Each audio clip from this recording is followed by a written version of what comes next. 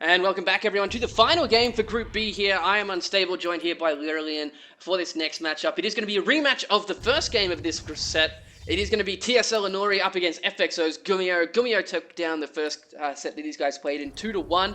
And Inori would like some revenge because this is the final chance both of these players will have to move into the round of 32. So let's see if they can go through and do it, shall we? We, of course, have a top right-hand corner as our blue Protoss is TSLInori. And then down here at the bottom left is going to be our red Terran as FXOGumiho. So there's a little bit of a recap to their previous games.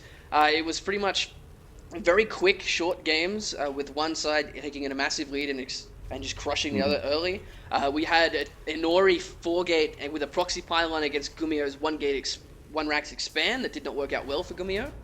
And then in the third game there was also a base race scenario and Gumiho was able to hide his starport, lift it up, fly it away, and hide it, and get a quick ban. She had to finish things up. So, Inori should probably be feeling pretty frustrated at that. Let's see if he can bring it back. What's your thoughts on PvT on this map, Lirlian? Well, I was just now thinking, the first series that they played was a little bit weird. It was weird. It was not standard. And are we gonna see that style continue? They played each other like a few moments ago, basically, or a few hours ago, maybe. There's, of course, a little bit time between in these matches while the other matches were happening. But the first matches were all really were a little bit cheesy, a little bit weird. Are we gonna? Ooh, what's the probe out of Inori doing there? Huh. A little bit of a misrally there, or was he checking for proxies there? I would say he was checking for a proxy. That position is fairly common every now and then, and it doesn't delay your scout timing by much at all, just to check it as you go through. I do know in our last Invitational we had in TVT, so I think it was, I can't remember exactly who it was, but it was a Terran, and he just made like his entire base in the middle of the map in full range of the watchtower. And it wasn't scouted because the Protoss had gone around like that scouting path as well. It was such a bizarre thing to happen. But he has trapped his probe inside of his base here for Gumiho, so we will be able to finish that off. At the same time, he's going to get his own scout going on, but nothing out of the ordinary for Inori so far. No, not yet, but he could still transition into that 4-gate if he wants to. Of course, everything is looking like a standard 1-gate expand for Protoss here with that Zealot coming out. That Zealot, of course, very good at killing any engineering base that could be placed down if you go only for a Stalker into a bit of a quicker Nexus. That's a way that could be punished. And now, he cancelled that Zealot and he's going to be getting out. Did he cancel that Zealot? Yes, he did. There's no Zealot out on the field. So we could actually see the engineering bay block out of Gumiho. That would be very annoying and would delay Inori a little bit. But of course, Gumiho saw a Zealot producing, so he's going to be like, okay, I see a Zealot producing, so I'm not going to throw down that engineering bay. And when the SCV leaves, Inori cancels and gets a Stalker. That's pretty cool. Nice mind game. Yeah. Like I was saying, these guys were teammates for a little bit, so while it was about 9 months ago, it's still relevant to a lot of them. And I think I brought it up in the last time these two played. When teammates played, you always see the most bizarre games that make absolutely no sense because they're both, what is he thinking that I'm thinking that he's thinking, and I'm going to try something absolutely bizarre, and then he thinks I'm going to do it, and it just turns into a massive insane. But oh, he's actually going to catch this Stalker with his Marines in the middle of the map. Big mistake there by Inori going into that watchtower with the vision removal, and Gumiho saving that one Marine. There's nothing that Inori can do other than go home now, but he only took 3 damage on his hull, which is interesting.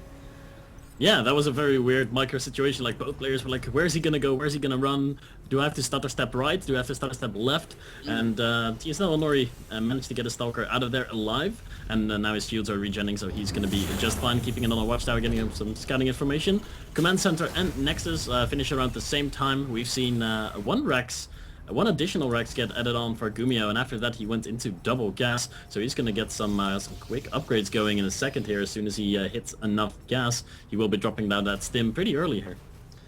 Yeah, going into the 4X like this is usually a sign that's going to be very aggressive. Engineering Bay offers coming up as well, but it will limit him, especially once that stim research finishes, because he won't have that medevac count to be able to prolong engagements. He'll have to have that one time that he can engage and win, and if Inori just plays passive and safe as he does have that robotics facility coming up now, it will hurt Gumiho in the long run. But it is a very safe thing for Gumiho to do if, in case he's worried about any kind of shenanigans that Inori is known for, like a lot of 6, 7 gates kind of things.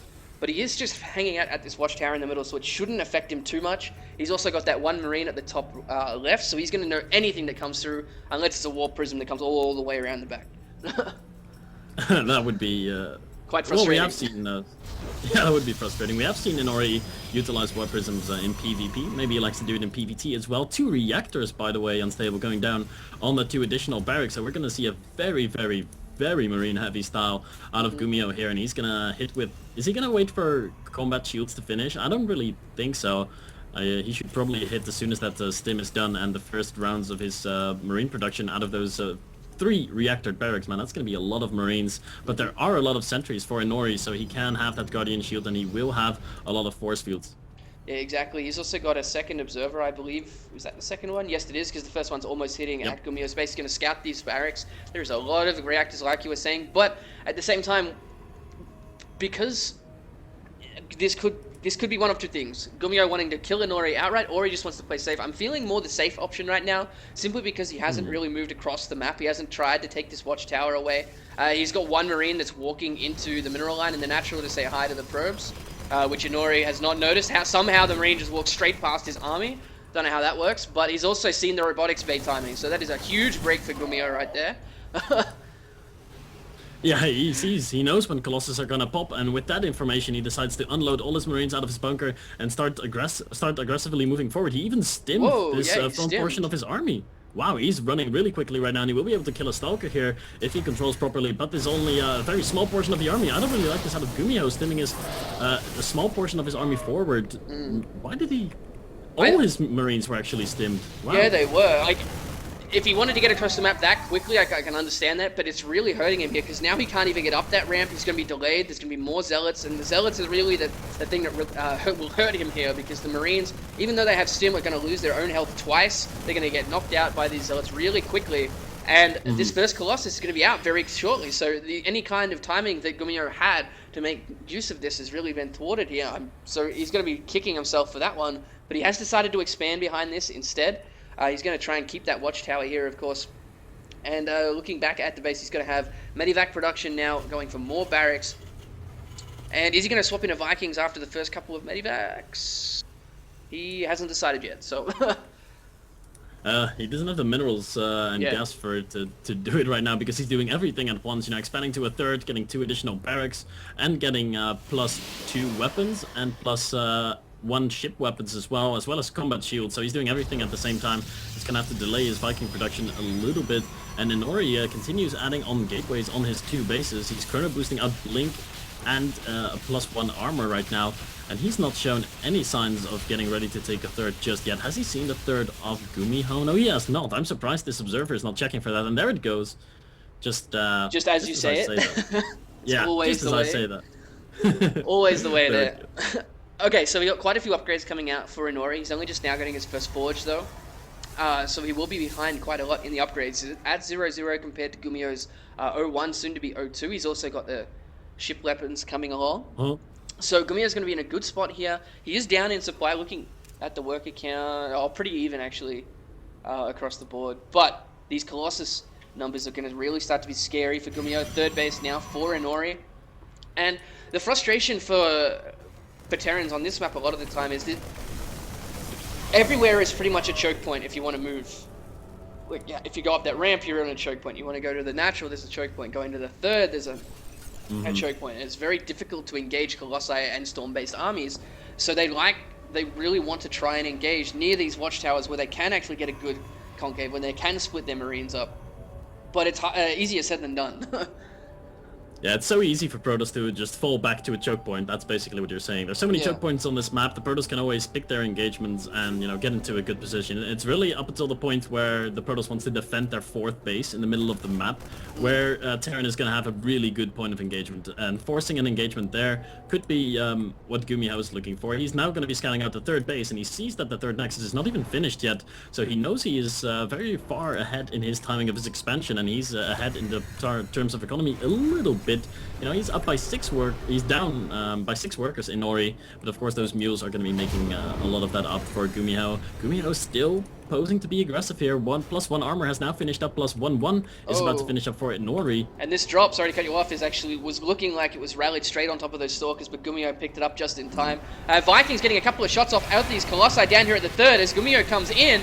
We do see some Blink Stalkers coming in to try and defend those Colossi, and it looks like Gumiho is going to cut his losses here. Doesn't think he can win that engagement, especially with that number of Zealots. They, of course, do have charge.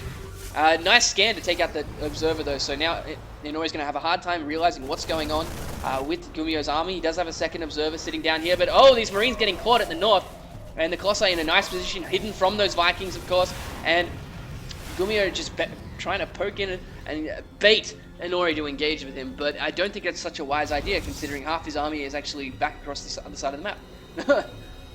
Yeah, he's now going to be joining up with a small portion. There's still some Vikings and some Marauders sitting outside, sitting close to the natural of Gumiho that are not joining up with this main army. And this is a very atypical PvT. It's so passive. Neither player committing to anything really. Playing very defensively, getting their 3 bases up, going for double upgrades, both of them.